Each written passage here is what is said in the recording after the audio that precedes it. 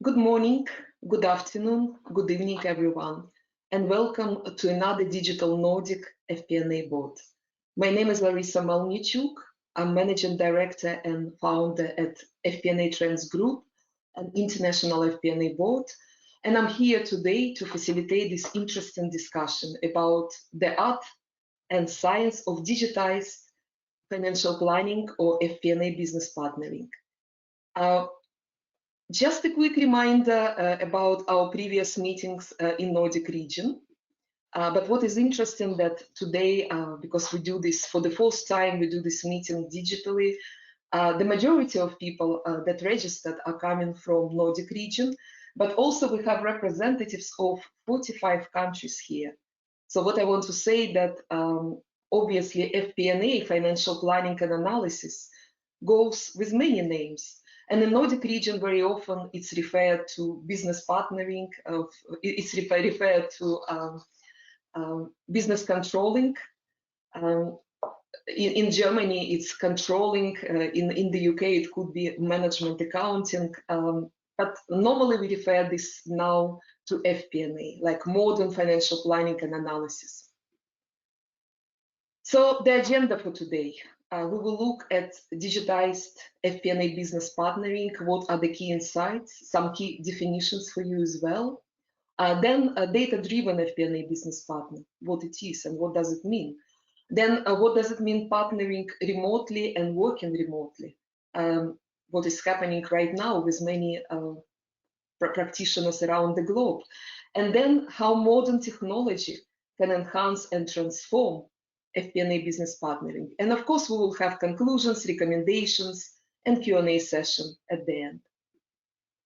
But now is a good time to ask our international panel of experts to open your cameras, to switch on your cameras, to go off mute. And it's a very quick introduction. So let us start from the first panelist, Carl Stiller, who is Senior Business Controller Co-op. He's a member of our Stockholm FP&A Board. Carl has over 14 years experience in financial planning analysis, or how it's called, Sweden is called business controlling, and for leading organizations such as SEB, Extender Retail, Sync, and Spotify. The areas of professional interest, change management, FP&A transformations, developing analytical models, and FP&A business partnering. Carl, you're welcome, and welcome to the digital board. Thank you very much. Happy to be here, Larissa. Thank you so much, Carl. The next one is Valerie Martin. Valerie joined us from San Francisco normally, but at the moment from Mexico, where Valerie has beautiful holidays. Valerie is a member of our San Francisco FP&A board, and some of you already met Valerie at the previous meeting. So Valerie presented not only at face-to-face meetings, but at some of the webinars. Valerie is Finance Director, Autodesk, and she has over 20 years of experience in finance and FP&A, not only in Autodesk, but previously in L'Oreal as well. Areas of professional interest, digital and business model transformation, management, team building, and FP&A business partnering. Valerie, thank you for joining us today from your holiday. So happy to have you here. Thank you, Larissa. I'm really excited to be here. Excellent. Thank you, Valerie. We are moving on. We have Dmitry Baranov here, who based in Boston, and he is a VP of Finance, Business Partnering, Commercialization, and Outcome Services at Icon PLC. Dmitry has over 20 years of experience in leading organizations such as Philips Healthcare, IQVIA, Walter Kluwer Health, and his experience in all aspects of finance management and of course FP&A as well. And he has a significant finance business partnering experience and has experience as a trusted advisor to business president and executive management team as well. Dmitry, you're welcome. Thank you, Larissa, for the introduction, and I'm happy to be here. Thanks. Thank you so much. And finally, we have Alistair Gurney, who is Group FP&A Director at Unit 4. Alistair based in London, UK, and he's trained and spent his early years of career with Deloitte Corporate Finance team before he moved to different FP&A roles and finance director roles as well. Alistair is passionate about bringing FP&A into the heart of corporate decision-making process, and especially he's very interested to share with us how technology can help to integrate different parts of finance and different parts of planning. Alistair, you're welcome. Thank you very much, Larissa. Pleasure to be here. Thank you. Now, dear panelists, you can switch off your cameras. I have just a few general slides before we move on to the presentations. Just some general slides. My professional background is FP&A. I always worked in FP&A in leading organizations responsible for Europe and for the whole globe before I founded my own company, FP&A Trends Group. Traveled and discussed in particular FP&A business partnering to 27 cities, 16 countries, 4 continents. You can see all of those cities. But obviously for the last year, we are traveling digitally, and it will be already our 4th digital meeting for Nordic region. The latest news for us at FP&A Trends, we recently started FP&A Strategic Advisory and Research, and we provide now best practice workshops and FP&A consultancy as well. So about this webinar, about this meeting, we try to make it as interactive as possible. There will be 4 polling questions. There will be interactive Q&A session at the end, and you are welcome to ask your questions straight away via chat box, straight away as you have those questions. And of course, networking is important, so please connect with us on LinkedIn, connect or follow. The presentations are available right now, and they attached to this GoToWebinar. And you will receive the recording and copy of this presentation within 2 days after this webinar. And at the end, we will have a quick survey to make sure that we understand your feedback.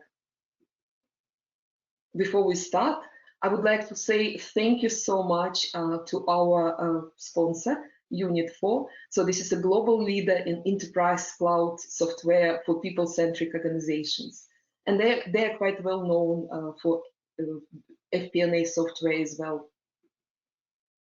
Let me start from a very quick introduction, from very quick definition. So we call this FP&A Business Partnering, Digitized FP&A Business Partnering. You know, we had this discussion in all of those 27 cities and 16 countries. And the majority of board members, they always agree that FP&A, financial planning and analysis, business partnering, is different. It's more strategic than general finance. And last time the subject was about extended planning and analysis. And obviously, in order for us to extend planning and analysis for decision-making process, for analytical transformation, we have to extend our partnering capabilities. So this is the definition. This slide is very good display of the definition. But what happened actually? For the 4th year in a row, we finalized our FP&A Trends survey. And it's amazing that for the 4th year, we have absolutely the same result for the question, how much time do you spend on high-value activities, such as supporting decision-making and such as generating insights. So only 25–26% of time is spent on this, and it's already for the 4th year. So obviously, the reason why we call this Digitized FP&A Business Partner, it's because technology is there to support us to extend this classical FP&A business partnering roles to more than 25%. Very quickly, I would like to share with you FP&A Business Partnering maturity model. It was developed by London FP&A Board. It was adjusted by different boards around the globe. And this is the way how we look at the development of FP&A business partnering model. And we look at 6 dimensions, such as approach, business knowledge, degree of influence, soft skills, analytics, and technology. And I'm not going to go into many details, but obviously, if we're talking about a leading stage, it's a really collaborative approach. It's very strong holistic business knowledge. It's a very high level of degree of influence. Soft skills, really confident and strong, and this is established storyteller that is supported by technology as well, and of course, advanced analytics, and of course, it's all supported by collaborative technology. We really would like to understand what is happening in your world. So for this first polling question, we would like to ask you to share with us where are you at the moment at this maturity model. So are you at the basic state, are you at developing state or leading state?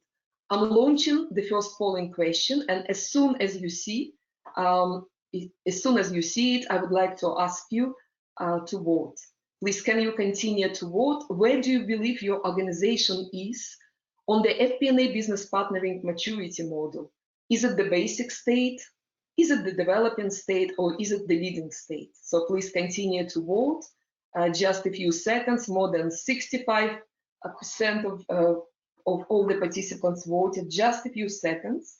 I'm closing the poll and I'm sharing the results with everyone. I'm sharing the results. You can see that only 11% of you say that they're at the leading state already. The majority, 61%, at the developing state, and basic, almost 1/3 of you, 29%. Carl, I would like you to comment on this. Any surprises, anything you would like to share with us?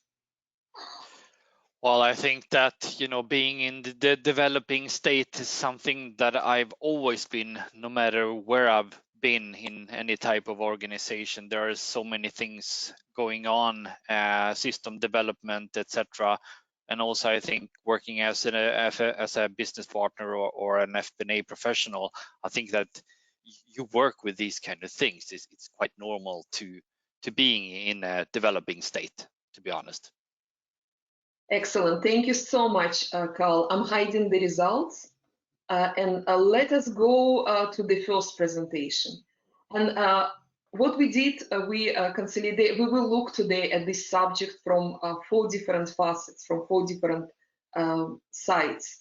And Carl will talk about FP&A Business Partnering key insights. And also there will be a bridge to Nordic region as well. Carl, you're welcome to join us. Please switch on your camera, your microphone, and the stage is yours. You're welcome. Thank you very much, Larissa. So I'm very happy to be here. I worked 14 years as a FP&A professional, and I have most often had the title business controller, which is very, very common in the Nordics, but it's kind of the same.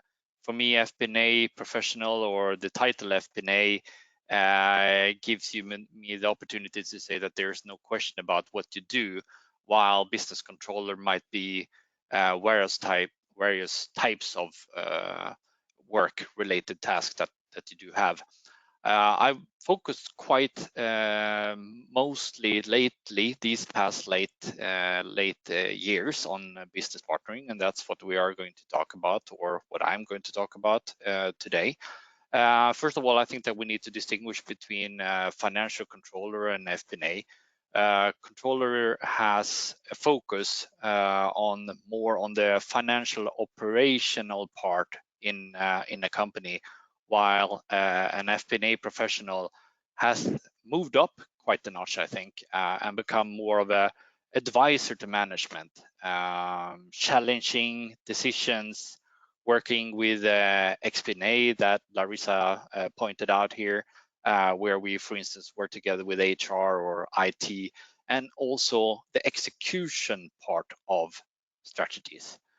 So moving on in my presentation, I would like to focus on getting a seat at the table today, because I think business partnering, most all of us know what it is. It's a give and take relationship, and it's quite tough sometimes. And I've had my share of difficulties along the way working with business partnering, but I think it's a great deal of fun.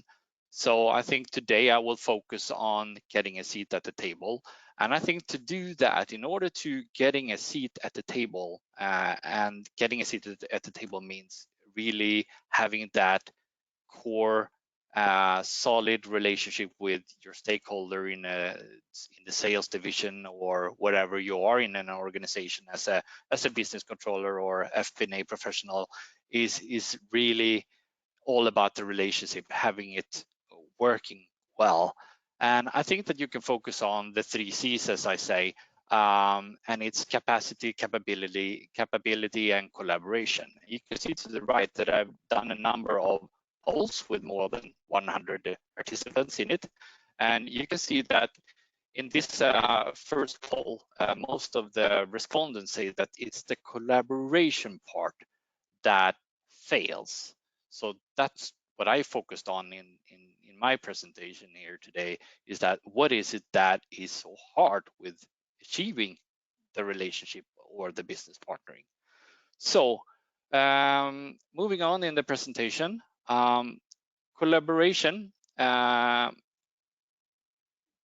Why is your stakeholder reluctant to collaborate? I think that most often we are very motivated as FP&A partners or FP&A professionals.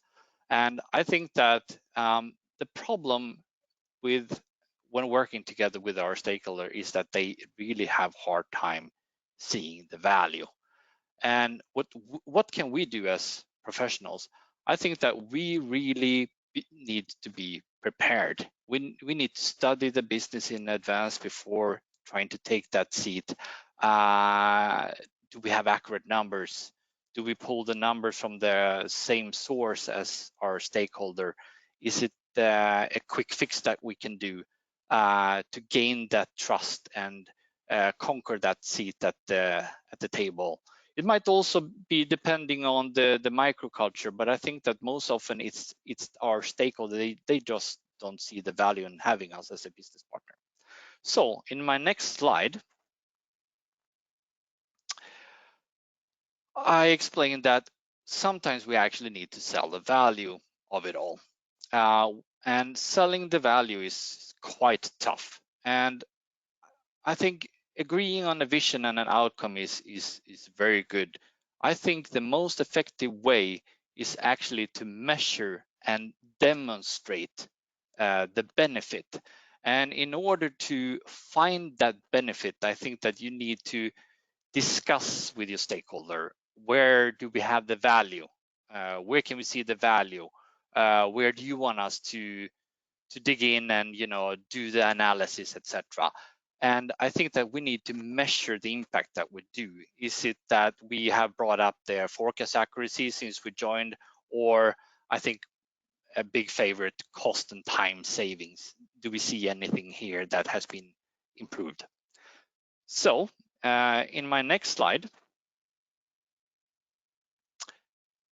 you can see that I think that it's quite important to find what motivates people. What's the trigger that motivates your stakeholder to have you as a business partner? And some people interpret things that you will say differently. So you need to establish that personal relationship. I also think that some factors that are involved fail more often than others. I think that, for instance, management empowerment is something that often is missing. And I also think that one of the factors that kind of overwins everything and is on my green side here is motivation. With a good solid motivation, you can almost overwin everything. So moving on in the presentation, I have a best practice to share with you.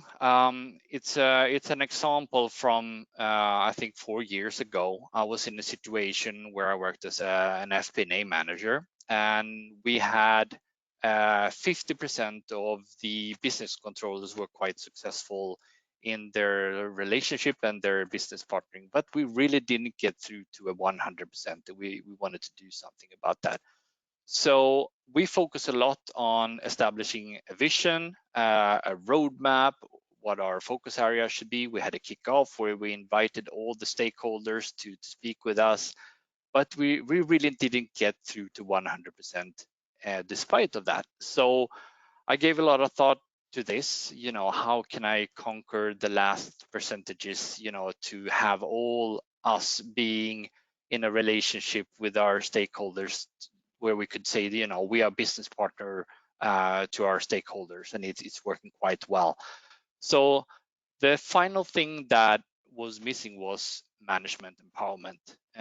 That was what we came to a conclusion to. So what I did was that I went to the CFO and the CEO and I said, I want to be a part of a management meeting, the next management meeting. I want to talk about business partnering and our vision. So they said, yeah, sure, go ahead. And I had a small lesson about the business partnering, and I explained our roadmap, our values, and I made sure that in this meeting that CFO and CEO, they actually empowered this by saying that this is what we want, this is good, this is what we see in front of us. So that's one of my best practices that I think is the most suitable one to bring up here today.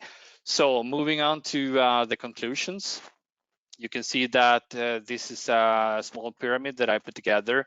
I think that having that foundation, or starting up with good, solid motivation, empowerment is, the key thing. And then values and trust is kind of the foundation in the business partnering. And, ending up having shared values and trust will finally, you will finally end up having a joint vision, and I think a perfect partnership. So I think for all of you out there, good luck with your business partnering. And I think it's time for comments, Larissa.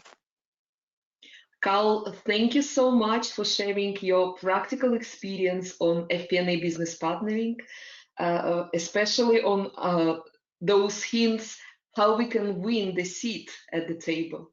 Thank you for this. I would like to invite our panelists to switch on the camera and quickly to comment, to discuss.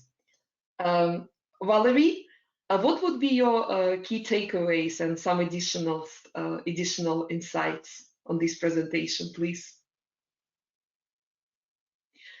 Valerie, you are on mute. If you can switch on, please. Absolutely.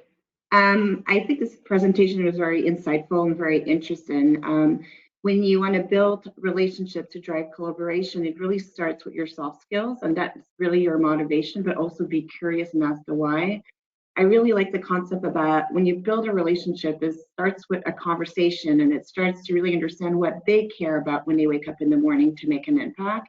And this is where it's going to help FP&A really figure out not a number or accurate number or metric, but the right one that will enable you to have the seat at the table and help influence to make the right decision. So nicely said and nice framework, Carl.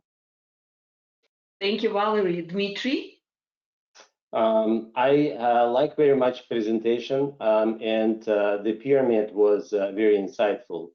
It's actually not surprise for me that collaboration between finance and operation is the biggest challenge, and we really need to invest into creating value for our business partners. What I can relate the most in these pyramids, actually my observation is that the higher you go in the pyramid, the harder it is. And actually mastering trust is one of the biggest hurdles from my perspective. And I have it in my presentation as well. So, but I really like it. Thank you. Thank you, Dmitry. Alistair, your subject matter, please. Yeah, I thought that the balance of factors that can make things success or failure was a nice summary. Similarly, one comment you made was that the criticism often levied at FP&A are that the FP&A guys are rookies. I think what's often asked of us is that we're providing a sort of general practitioner type service, but that we all have to have the knowledge of the consultant. And that's not realistic in a large organization particularly. So for me, that highlights the need to have a well built out team where you've got the right skills on hand and the ability to reference those, sort of cross-reference those between members of those teams. So I think it puts into focus the need for a strong team behind each business partner. Thank you so much, Alistair. Thank you, everyone. And Carl, once again, thank you for insightful presentation. Now we really would like to hear from our participants. What is the major reason why their stakeholders are reluctant to collaborate with FP&A? So what I'm doing, I'm switching on, I'm launching the next polling question. And as soon as you can see this polling question, can you start voting, please? The question is, what is the major reason why your stakeholders are reluctant to collaborate with FP&A? What is the major? So please select one of the following. They don't see the value in collaboration. The microculture of the stakeholder prevents this collaboration. They do not trust the FP&A business partnering concept. They do not have time to invest into this relationship. So please, can you continue to vote? Almost 50% of you, just a few seconds. Please continue to choose one of those options. And I'm closing the polling question. And I'm sharing the results with everyone. Interesting results. So we can see that the majority of people, 40%, say that stakeholders do not see the value in collaboration. Then 29% said that the microculture of stakeholder prevents this collaboration. And 25% say that people don't have time to invest. And 6% say that they do not trust FP&A business partnering concept. Carl, what would be your commentary on this? I think that this kind of underlines the poll that and the conclusion that I already made, that it's really about the value. It's a lot about the microculture. I was a little bit surprised that, you know, having limited time would be rated so high, but again, I think, you know, value and microculture are the key things here that most often is the reason. Thank you, Carl. Valerie, I would like to ask you, anything at this vote surprises you? No, I think they're all a little bit interrelated. I understand the collaboration, and I did expect the same thing, but I do understand if they don't see the value in collaboration, then they don't trust, they don't invest time. So the only one that was surprised is the low percentage in the trust, but I could see how there's a different perspective of it. So that was an interesting actually result. It was good to share. Thank you, Larissa. Thank you so much for commentaries, and thank you to all of you who voted. Let us move on. Yes, definitely. It's still we still spend only around 25% of our time on high value adding activities in FP&A. And let us look what does it mean data-driven FP&A business partner and how technology can help us with this. Valerie Martin, Finance Director at Autodesk, is going to share with us her practical experience. Valerie, you're welcome. The stage is yours. Thank you, Larissa. Well, I'm super excited to be here. To give you a little bit of background, I oversee a team of financial professionals, mostly finance business partnering or business controlling. I do have a team in Nordics region, so very interesting about that. And what I do is I manage a team that oversee go-to-market strategy and also all the industry teams. They're all across the world, and I help them drive and partner with them through a business model transition. So let's get started about why data-driven FP&A is important. So next slide. So when you look at the concept of the why, I like to do the rules of tree of, okay, what's going on in a business environment? So our current business environment right now, or organization that we're working on, depending on what size or industry, is we want to stand out of the crowd to make this and make a huge impact on what we do in new technology, data, and operating tools. And what they do to help them drive to the next level or go against competition is really looking at insights that other companies don't have. Then the next concept is that if you look at today's data world, there's a different level of complexity with big data. So you have data that's beyond P&L or beyond financial traditional data, and you find yourself in an environment where there's many possibilities of performance metrics, and you'll really quickly realize that not all data is relevant or important. And this is where you'll see a lot of analysis where some of them brings value, some not, and where you can focus your time. And what we do in finance, if you look at FP&A, our strength was always about pulling data and multiple systems, gathering insights. And this is where we help organizations to be more intelligent, because we help them determine what data is useful, and we need to make sure there's one source of truth. And this is where, as an example, if you look at being a finance business partner, this is where, if you look at how we could help streamline data, how we could put in a common tool, how can we educate them about the new matrix, how can we drive adoption, and this is where we could focus more on actually insights. And again, this ties nicely with a presentation from Carl that to get insights, you need to build that relationship. So next slide. So now, okay, so we looked at the last time. So what do we need to do as a finance professional in FP&A? So I like to look at two lenses. One of them is about, okay, what do we really need from our data? So if you look at our data, we need to make sure that if you look at access, well, can people acquire the data they need, and is it accessible?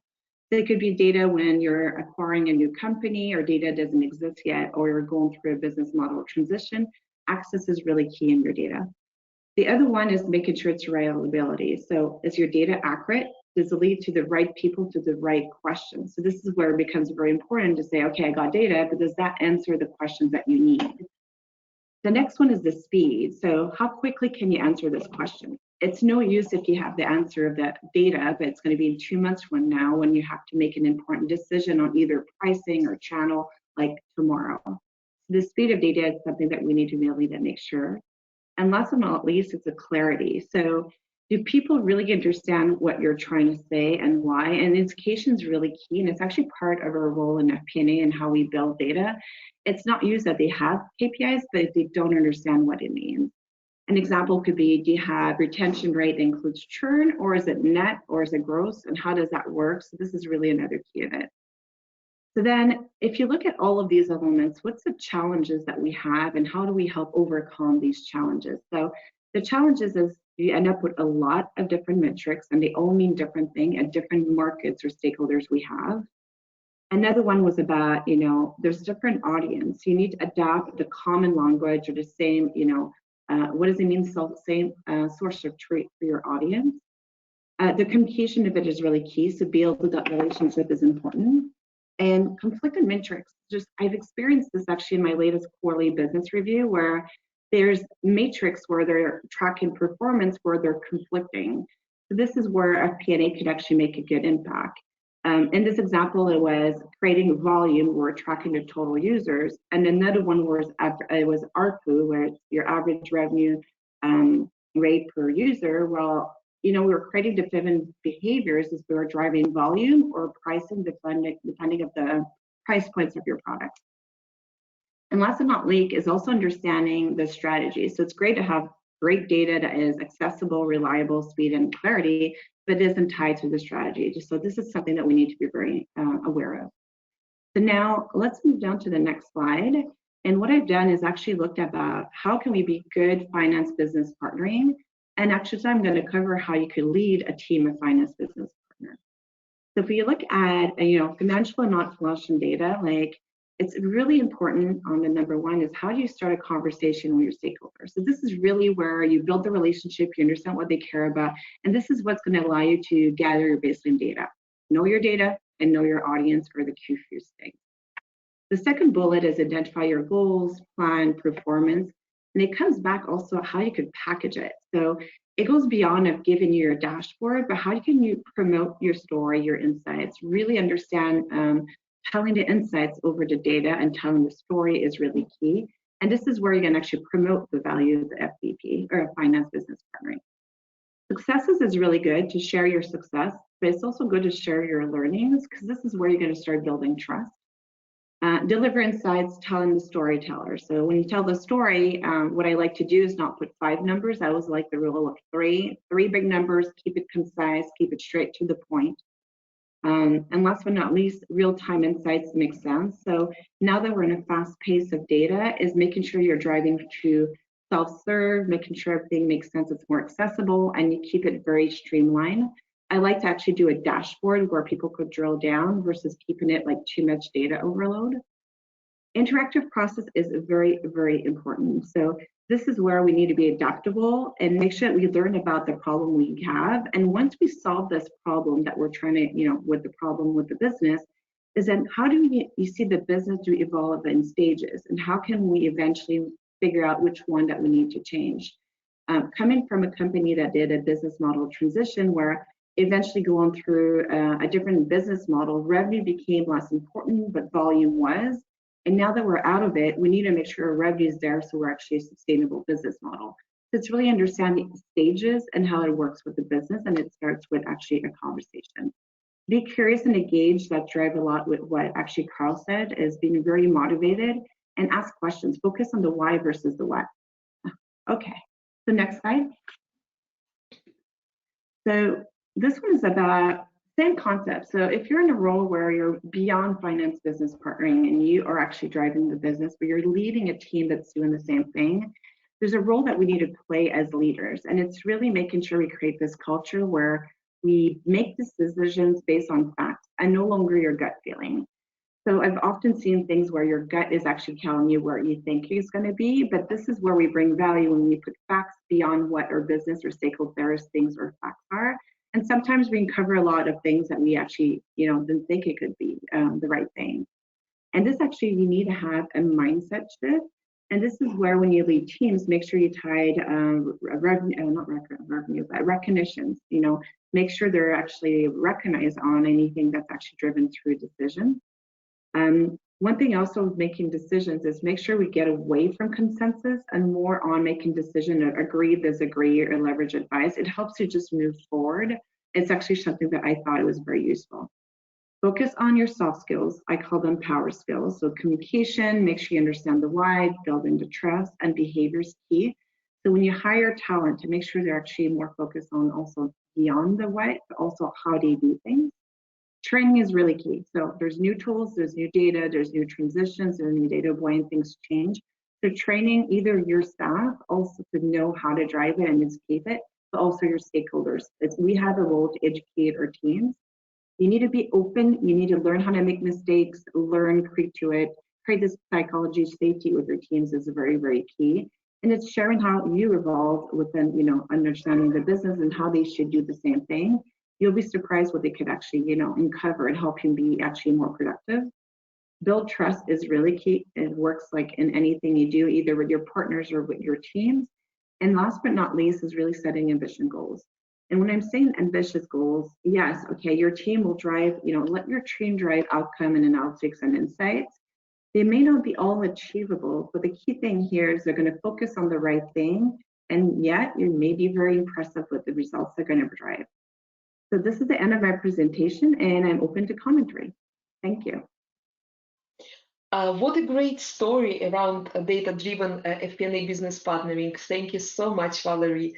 Definitely, this is the trend that we observe at the moment, how even junior FP&As are influencing culture through data-driven stories. So it's definitely an example of influence without authority.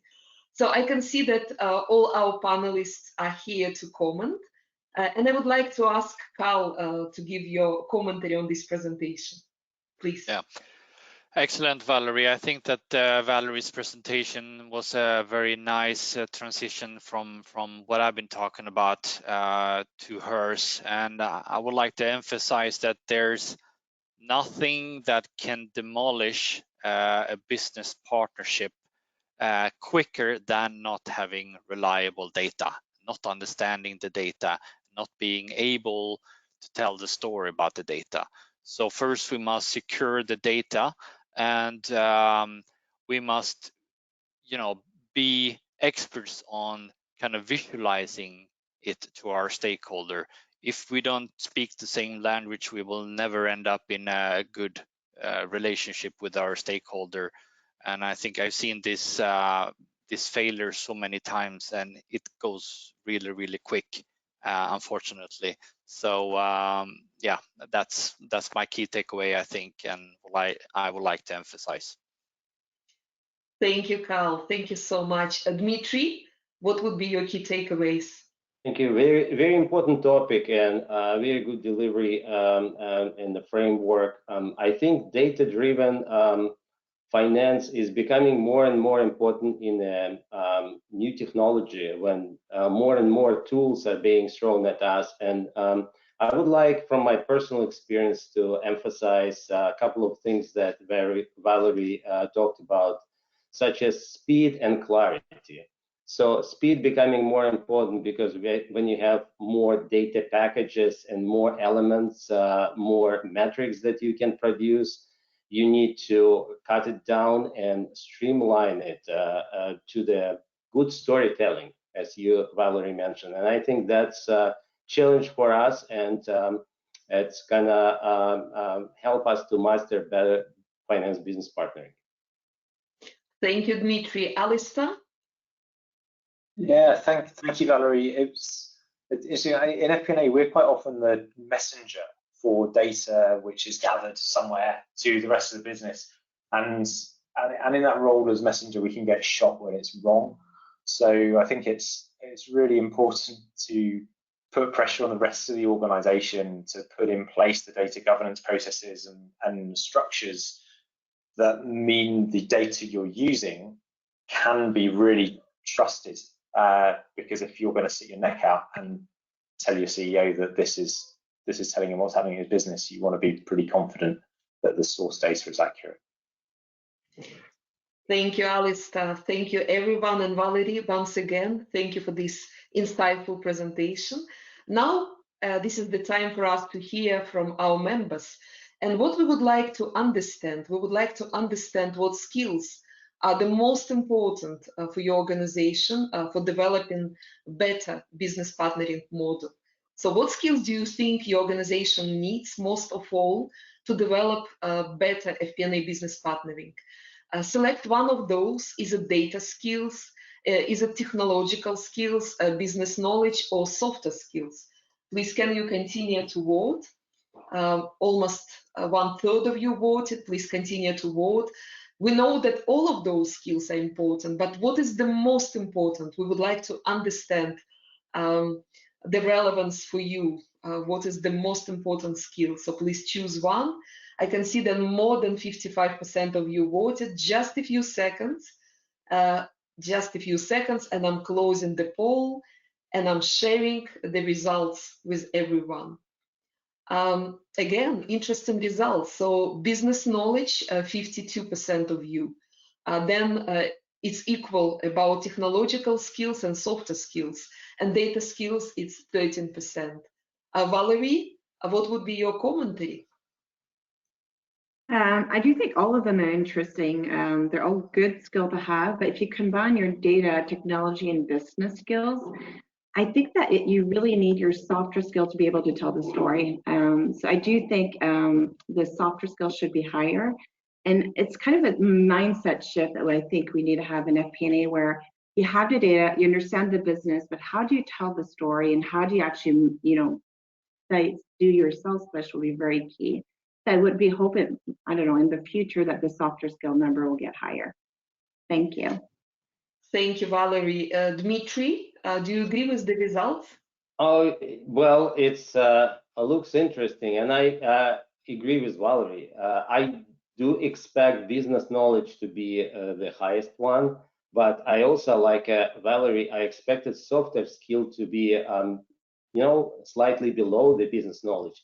I think just from perspective that technological skills and data skills, they kind of come with job description for us as a finance professionals. So I would expect softer skills to be higher, but otherwise, majority of this is expected. Thank you. Thank you so much. Thank you for commentaries. And thank you to all of you who voted. I'm hiding the results and we are moving on. So we discussed FP&A business partnering subject, key insights on how to keep the seat on the table. We just looked at data-driven FP&A business partnering transformation. And now let us look at partnering remotely and working remotely. Is this interesting times when majority of us are working from home? So we have our next presentation, partnering remotely, working remotely. Dmitry Baranov, VP of Finance from ICON. Dmitry, you're welcome. Thank you, Larissa. Hello, everyone, and thank you for providing opportunity to present to you today. I have more than 20 years of experience in finance business partnering, mostly in healthcare, medical devices, and clinical research. My current role is VP of Finance, Business Partnering for Commercialization and Outcome Services at ICON PLC. That's a very long title, but it's a clinical research organization, and I'm in charge of a team of professionals scattered around the world in North America, Europe, Asia. I don't have any employees reporting to me in the Nordic region, but we have plenty of customers in the Nordic region, so we are familiar with the specifics working there. So in my presentation today, I will focus on a handful of lessons that I learned working remotely during pandemics last year. Especially, I think my insight will be useful because working remotely is not a new concept in my industry, clinical research, and for my team, I mentioned that I have people in all 3 continents, so you can imagine I cannot be there at the same time. So definitely a remote aspect, but last year it was different because we could not travel. Our business partners could not travel, and everyone was working from home, kind of juggling between family life and business. So that definitely had its impact. So next slide, please. So the first 3 bullet points, they kind of related to the same topic. It's working with data. Streamlined workflow of data, focus more on analysis versus number crunching is not a brand new concept. Obviously, everyone in our kind of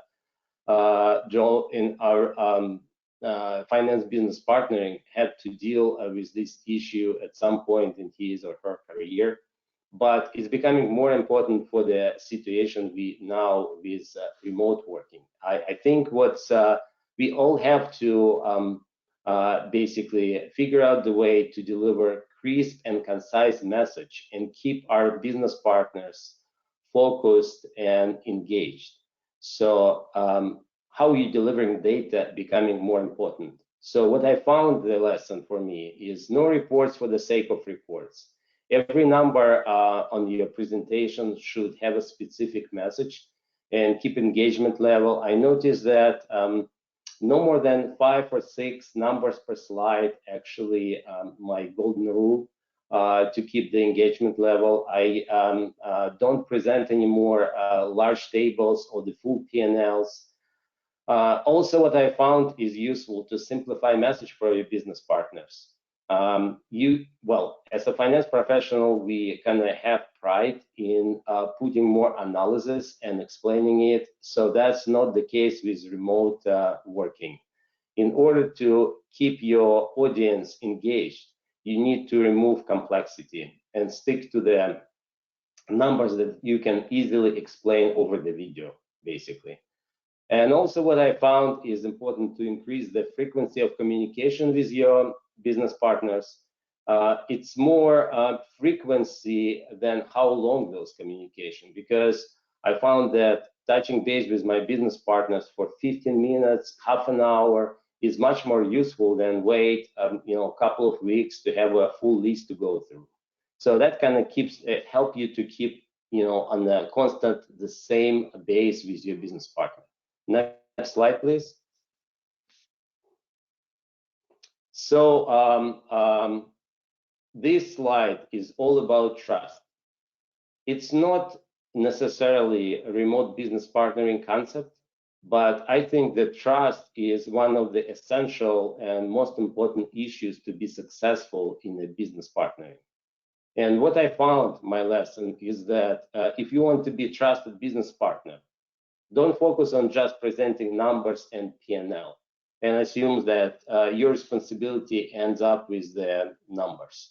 I found useful to kind of engage in non-finance activities with your business partners. And as an example, myself, I'm helping my business partners to do the resourcing management and non-billable time controls. That's very much important for the clinical research industry.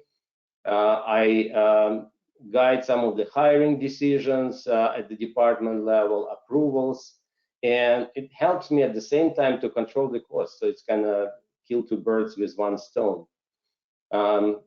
And also what I have at the bottom here is what's important to own business outcomes together with your business partners, be part of the operational team. Sometimes P&Ls coming with below the target, and it means that you in the same boat with your business partner owning this outcome. It helps you to be trusted business partner. Next slide, please. As far as the team, what I found is that in remote relationships, more team building activities help you to keep understand actually the feeling within your team, the critical issues, what to focus on. So I found particularly useful coffee breaks, touch bases, one-on-one, and depending on how many lines of reporting you have underneath you, I found particularly useful skip level meeting because it helps you to kind of get deeper into what's going on with the team. And I would say video is the must for this type of meetings.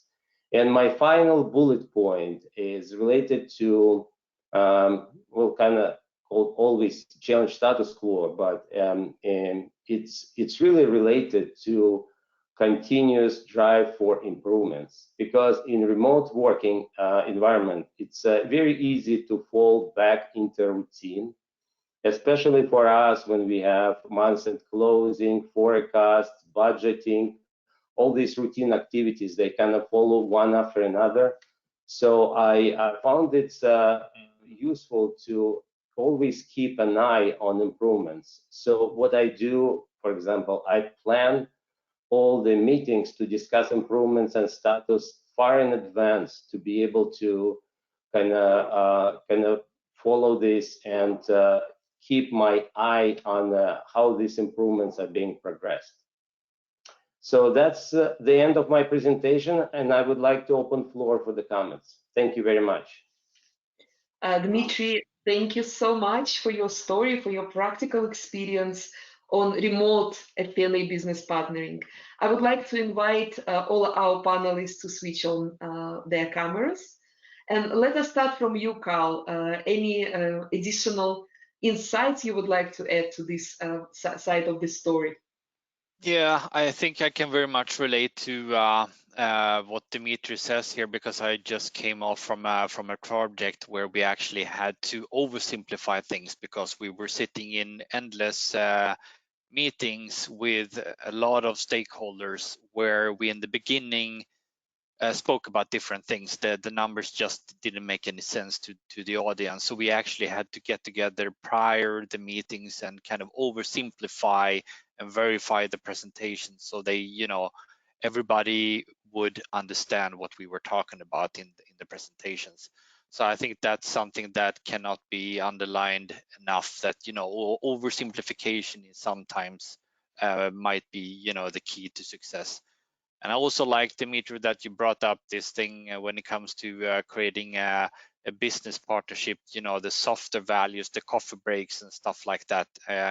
I think now with the technology that we do have, we can have short value-added meetings quite quickly. We don't need to run from one room to the next to just to have a coffee or find our colleagues. We can do this so quickly, so why not take the opportunity now when it's pandemic to have these small chit chats, and that's what will bring up the trust, I think.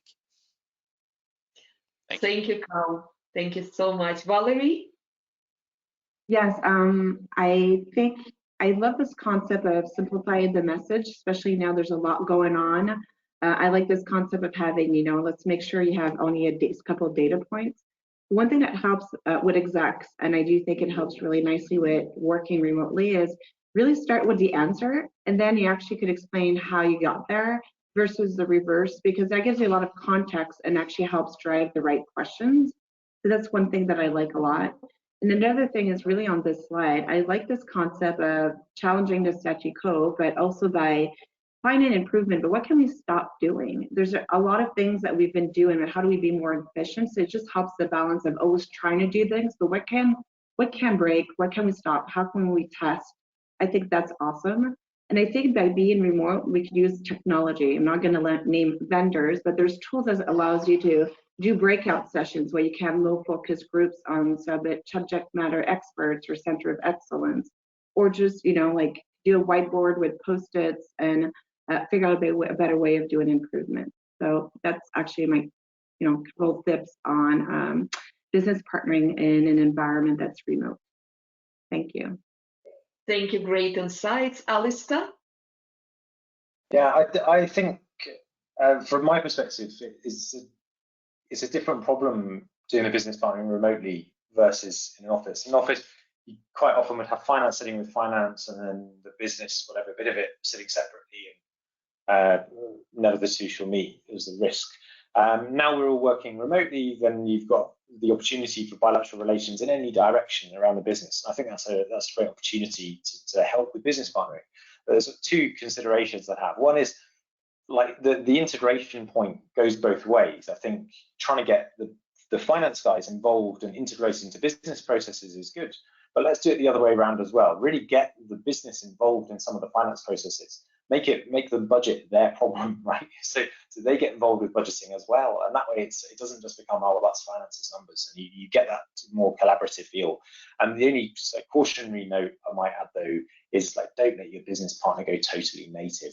You do need them to remain that honest broker who's kind of on the side of central finance as and when you need a true view of what's happening with a sort of level finance head. So yeah, just keep your finance business partners honest. Thank you so much, Alistair. Thank you so much, everyone. And Dmitry, thank you for insightful presentation. Now, this is the time to hear from our members.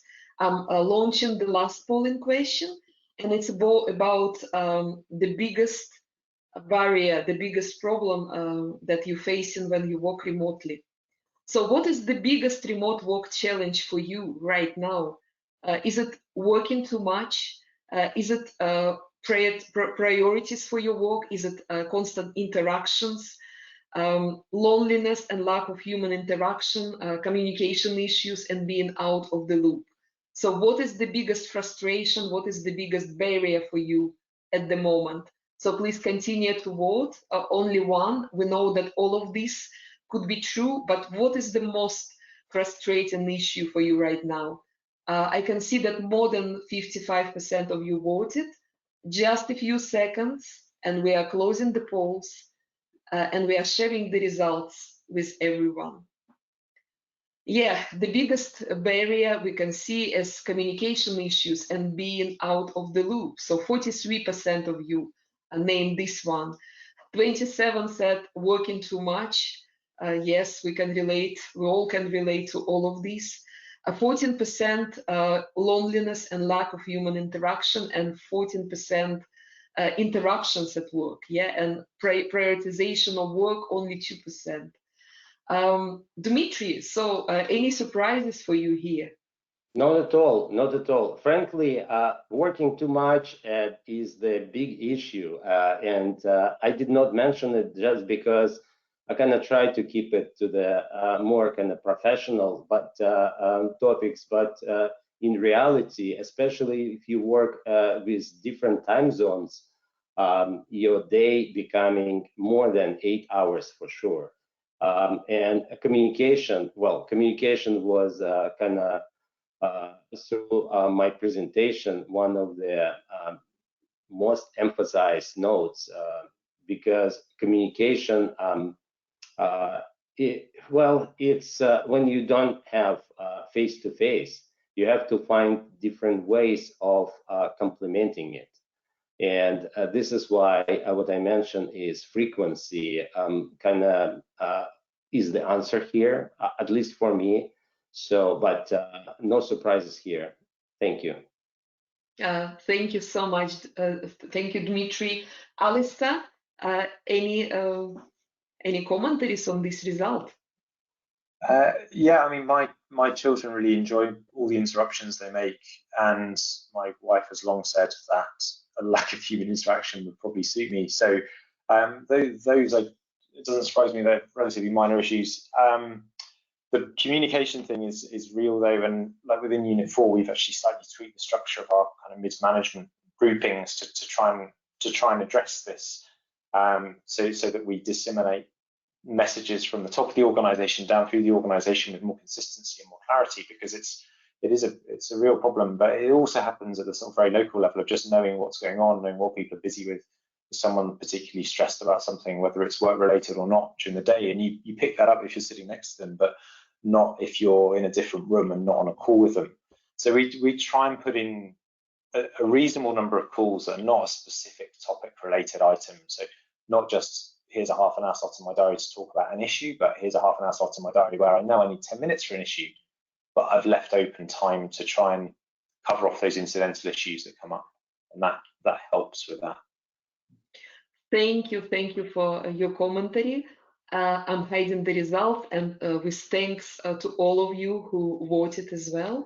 Let us move on. So we discussed the subject of FP&A business partnering and winning the place on the table, data-driven FP&A business partner, partnering remotely, and now it's all about the role of modern technology to make sure that we are not working too much, and also that we are connected with each other and we continue to be FP&A business partners. Alistair, the stage is yours. It's about how modern technology can enhance FP&A business partnering. Alistair is Group FP&A Director at Unit 4. You're welcome. Thank you, Larissa. So I joined Unit 4 about 13 months ago now, almost to the day, I think. We're a mid-size ERP vendor, so headquartered in the Netherlands, but operating globally. So we've got people within finance working from North America, UK and Ireland, continental Europe. In Nordics, we've got a couple of finance directors, one in Sweden, one in Norway, and also out in Singapore and Australia. And can I have the next slide, please? So as I mentioned, we've got a global team, and that brings with it whether or not you can travel as a result of restrictions around any sort of pandemic. That brings communication challenges and issues with working on data concurrently, working on things concurrently. So there's a need for systems to support that. But that has been put into really sharp focus by the fact that we can't be in the same place at all. So I haven't met any of my colleagues yet, with the exception of my direct boss, who interviewed me, and then I had a curry with him in Richmond last summer. But apart from that, I haven't met anyone I work with in person. That is, obviously, we speak every day, and video calls are a saviour there, because I think it would be pretty dull if you couldn't pick up on any facial expressions whatsoever. What we've got in Unit 4, at least when I arrived, certainly we've got a lot of information. We've got a lot of data from many arguably best of breed systems, where we're capturing information in a structured way, but sometimes the wider data architecture might not have been considered fully when some of those were implemented initially. So we had a lot of systems, but not necessarily perfect connectivity and referenceability cross-system, using the data sort of some of Valerie's points earlier. We've got a good FP&A system, so the FP&A technology we're using, which for FP&A purposes, planning purposes, reporting, can pull together data streams, so not just your financial data from the ERP system, but also a whole host of other things. So we can pull in like support ticket information, anything around PS utilization, anything like customer engagement stats if we want it. So that gives us a load of options, but nonetheless, we have some issues with the data underlying. It's the quality of data and also the links between the data. Some of the dimensions that we would have used to index things, to cross-reference, were not maintained sufficiently to make that data fully usable. We also have different levels of granularity, and obviously when you're trying to compare across region and you've got one area that does something a little bit differently to others, your analysis is reduced to the quality of the lowest common denominator there, because you can only drill into the data so far. And I think these things together, coupled with possibly a couple of processes that were a bit wonky, had resulted in a certain lack of trust between the FP&A organisation and the rest of the business. I think there's all sorts of reasons for that, but it's been a lot of work for the team to rebuild that over the last year or so and get ourselves back in the box seat and at the table for making decisions. Go to the next slide, please.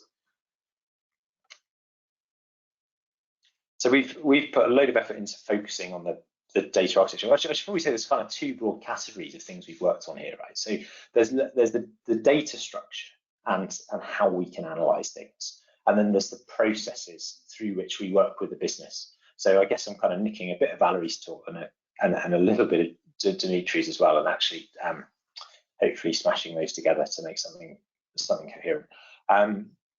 So we've put a lot of time into the data architecture, working on, so it's a huge cleanup exercises to clean up the customer naming conventions across systems, so we could link things and link deals between our CRM system and our ERP system, so we could link specific deals to specific revenue as opposed to simply having it at a customer level. A lot of times when it's cleaning up the underlying data, but also working on actually pushing that data into the right place, so you can know that you're referencing the source data, the master data from whichever system you use, and having clear ownership of that master data, so we don't just have like random offshoots of data people look at, don't realize that it's become outdated because it's no longer integrated. That has helped us build a common language through which we can talk and communicate with the business. Where there's a lack of clarity in definitions, it is very easy to quickly lose your audience. So if you're talking about headcount, are you talking about closing headcount? Are you talking about average headcount? If those two numbers are different and one person knows exactly how many people is on head team, and you quote the wrong number, you lose credibility, not just on the headcount point, but on everything, so the whole conversation. So we've worked very hard to get this sort of common language of data, common understanding of what data refers to. And it's a work in progress, because every it's like whack-a-mole. Every time you fix one issue, you find another thing where you're misaligned. But we're working through that. From a process point of view, we've, as well as leaning heavily on the business to get the business to improve its data creation, should I say, and data management, we've also been looking to build up processes with that. So as I mentioned in one of the comments earlier, like budgeting is something that we do alongside the business. It's very much, it should be a business-led thing. We're starting to roll out forecasting, and actually the direction of travel is that we'll get the business to write its own forecast. Finance becomes something that helps control that process and helps inform it and work with them, but we really try to democratize the finance activity. So the process for that is we build the functionality in the FP&A tool. We then look at it with a critical eye and say, like, how can we simplify this? What data, if someone's putting an input in, why are they putting it in? What are they referring to? Okay, how do I get that source data pulled straight in and put the algorithm in so I can do that for them? So I totally rationalize all of my inputs. And at that point, once it's simple enough, I can roll it out to the business. So they've got a nice UI, UX, they can play with it themselves, and then the business partners can just support with that process. And once we've done that, you've got more transparent access. to the data, and people really have ownership of those numbers, more trust in the FP&A team and the tools we're using, and a far better working relationship. Can I have the next slide, please? So what's happened as a result of this? We've generally improved quality. I say fewer anomalies. We haven't eliminated them. We haven't eliminated financial interventions. Haven't eliminated manual interventions. There's still plenty of noise going on that needs fixing, sadly. But we're on the right path to reduce that. And with that reduction, we're seeing far greater buy-in from the people we partner with and from the organisation as a whole. Another thing we've really looked at is giving the business what it wants, and this is to the point about so what we need to be sort of trusted and valued business partners. But it was quite tempting. So as an example, like look at your sales team and your sales commission costs. People say, oh, so what's the sales cost? And we'd look at the P&L, and we accrue relatively flat through the year and true up at certain points. But if you say, oh, it's cost you this amount, and all we're saying is budget, it's not very informative. So actually being able to really understand the profile of bookings through the year, how that impacts on the likely outturn, and then talk in those sort of terms of full year cost has really helped us engage with the sales. Or similarly, getting straight on what we mean by headcount, how we allocate support and so on. Those things have really helped. Can I have the next slide, please? So in summary, we've got a very rich data environment now. We've got data coming from more systems than we had before. So it's really kind of key for us to have a good piece of technology that actually supports the integration of all of that information, enables us as an FP&A team to provide information to the business and to our other stakeholders, our board and so on. And I think that the availability of technology makes technology essential to do that. It simply wouldn't be possible to work concurrently around the world on the range of data sources we've got without a good tool in place. So I would say it's worth the pain of investment in that. And by pain, I do mean pain, but it's not just a cost, it's your time that needs to go in, like real commitment to make that work. But also don't overlook the importance of process and the quality of people around that. So once you've agreed on your operating model as a finance team, make sure you've got the right people in place to actually execute on this, because the same group of generalists who worked 10 years ago with a far more sort of static data environment, they might not be the right people now. So to be bold about making those changes where you have to. That would be my best advice. Alistair, thank you so much. Thank you for your story on how technology can enhance FP&A business partnering. Definitely, technology is essential, and we can see how technology is changing the culture, how it's releasing time for important FP&A business partnering. And now I would like to ask our panelists to switch on their cameras and to share with us their commentaries, please. And Carl, shall we start from you? Yep. I really much liked you, Alistair, mentioning, transparency, and it ties back a little bit to Valerie's and my and also Dimitri's presentation. We need to open up our technology a bit, I think, and open up for better transparency. If people don't trust or can visualize the technology and the numbers behind the technology, they will not trust it. And I think then we will most often we might fail in our business partnering. And I also think that, what I've seen here in Stockholm from time to time is that, it's the companies that have dared to invest in technology that really has the edge as of now when we are in this pandemic situation.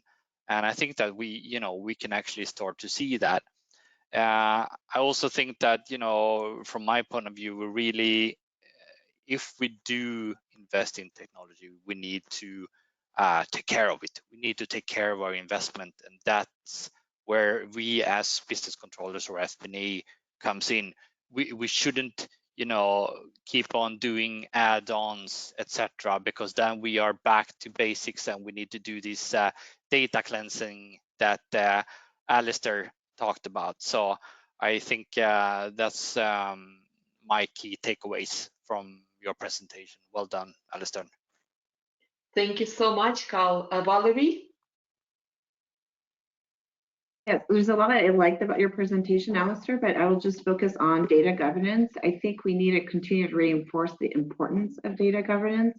And there's a couple of key components that you mentioned, Alistair. I think it's the concept of having one source of truth, but not having too much data overload, but having the right level of data. And it does include financial and non-financials. But it really needs to understand or answer the right business questions.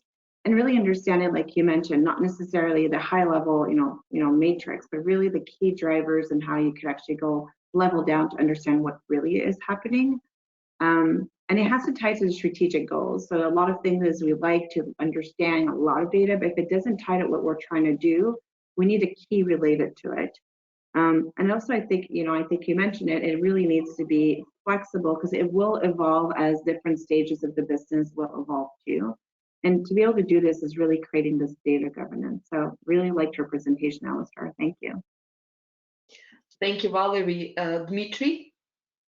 Yes, well, very nice presentation, Alistair, and I think you were able to accomplish a lot for the last 13 months, provided the technology is one of the most interesting and also most complicated issues because it can help, but it can hurt at the same time.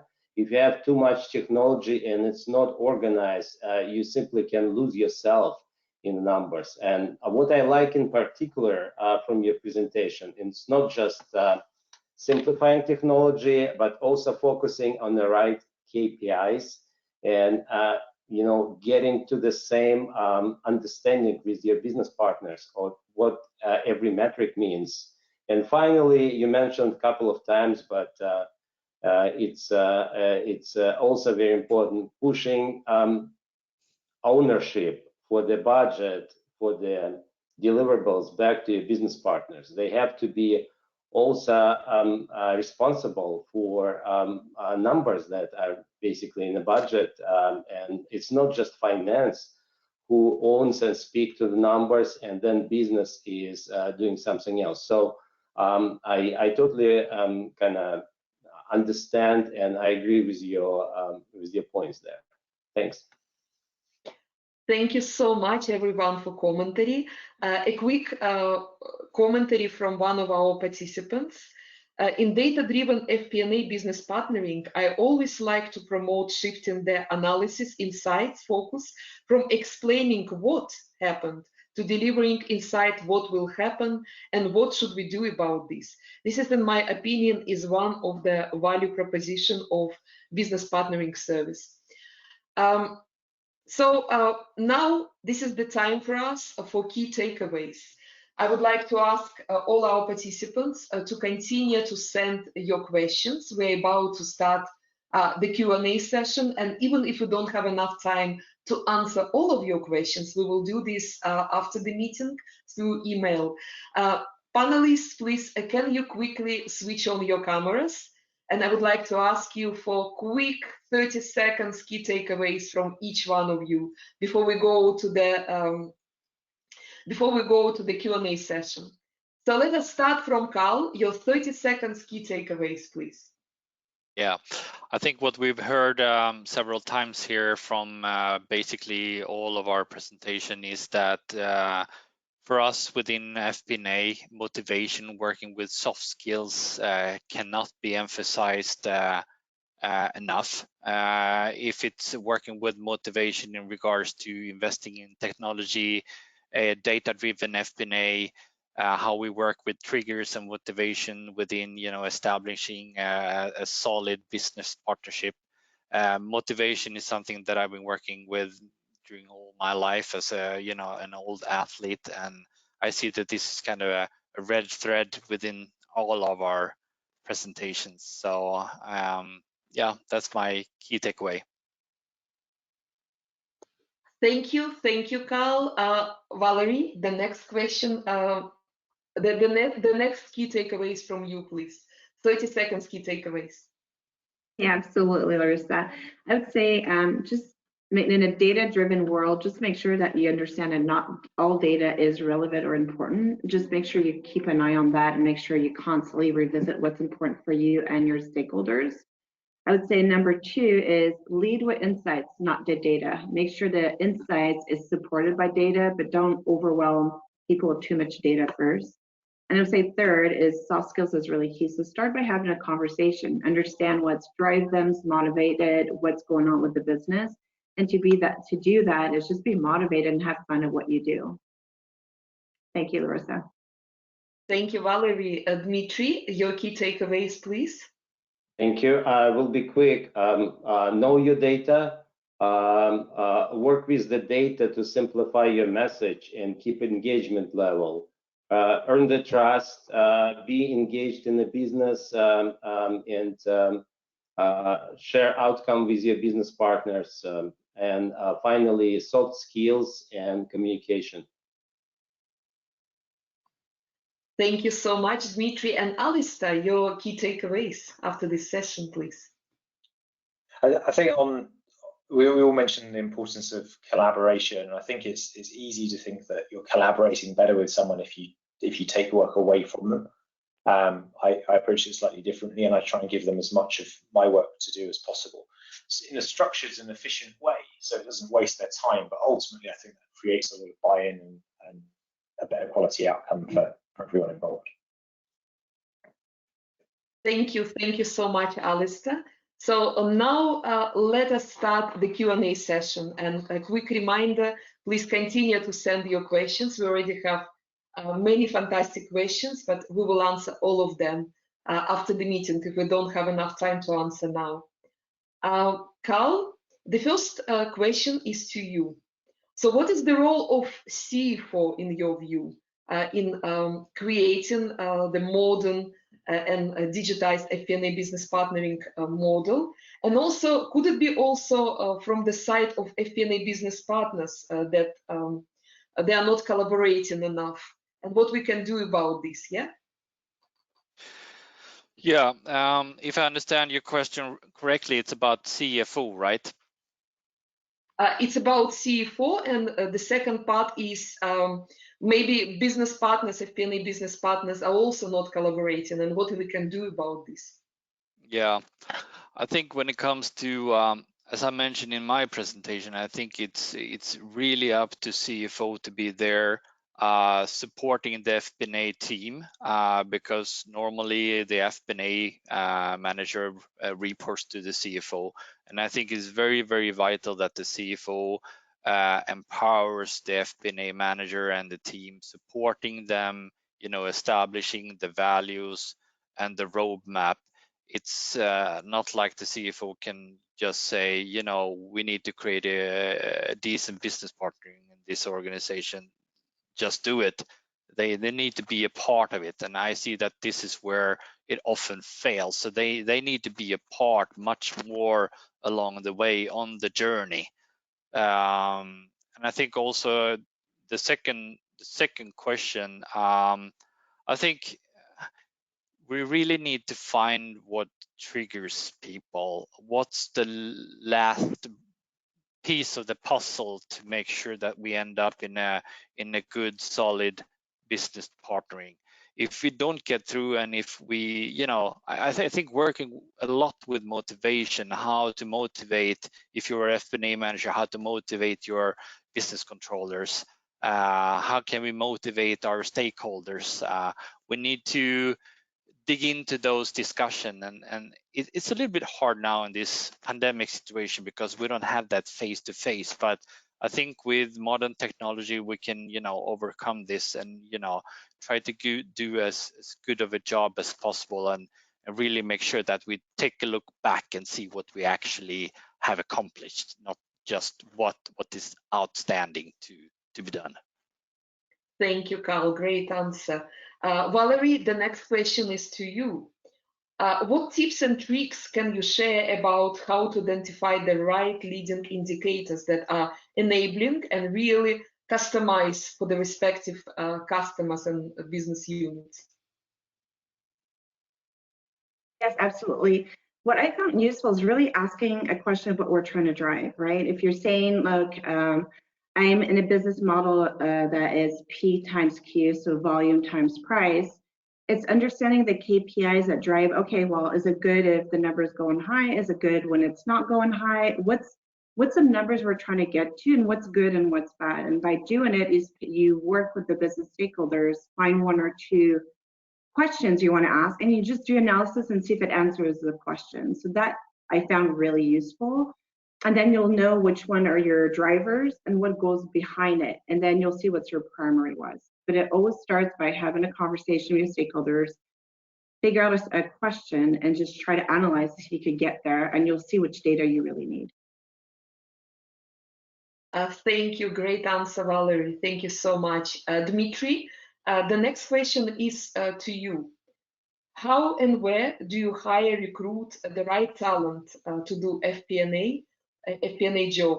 Do you do this internally, externally, or can you train controllers and business partners in order to fill the role? So what would be your experience, Dmitry? Well, I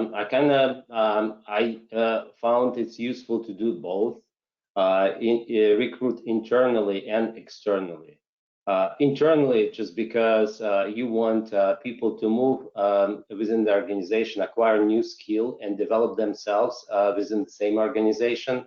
Plus, also, if you have, if you need knowledge in a certain business systems, that obviously motivation to hire internally. But also very often you need also external experience. It's important also to bring the new people to the culture, and this is why externally as well. And what I found is, if recruiting in particular region, I do not know about Nordic region a lot on recruiting, since I don't have personnel there, but in US, LinkedIn is one of the best tools, for example, and you don't need necessarily rely on recruiters from this perspective. Hope it answered the questions. Yeah. Yeah, absolutely. Thank you. Excellent answer. Thank you, Dmitry. And the last question is to you, Alistair. Many times technology is focused on data presentation rather than data governance. Can you share latest trends and data governance, data warehouse best practices, and available technology in order to overcome those problems? Yeah, I don't know if it's a trend. I can speak from personal experience. I think that the key bit is identifying what the master data is. So what's the element of data which needs to be maintained and who owns that? So you've got very clear ownership of the source data. So who owns the customer list, for example? What are the properties that need to be maintained by the person who owns the customer list? And obviously that person is a team, and around that team there'll be a process, and there'll almost certainly be a system which becomes a key source of that. So in the case of customer list, it might be a CRM system, for example. But then making sure there's continuity of use of that data through your other systems. So we've actually got two different routes, and we're kind of in the process, sort of midstream, changing what we do, moving from either taking data where you've got common dimensions and you put it into a data warehouse so it can be referenced in a common way, but actually what we're trying to move towards is keep the source data in its repository. So that's Salesforce data, let's say, through CRM, and then actually accessing that pool of data directly by the analytical tool which we're using to slice it, dice it, forecast with it, present it, whatever. But the key thing is not creating an offshoot of that data, which then needs to be independently maintained and might create noise in your system. Thank you so much, Alistair, and thank you, everyone. With this, let me close the Q&A session.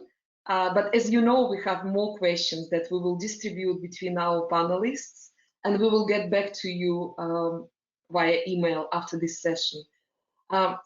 Just a quick reminders about our upcoming events.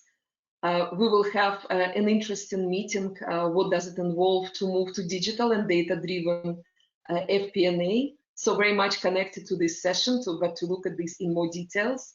Then we will look at the subject of beyond budgeting. You're welcome to join us.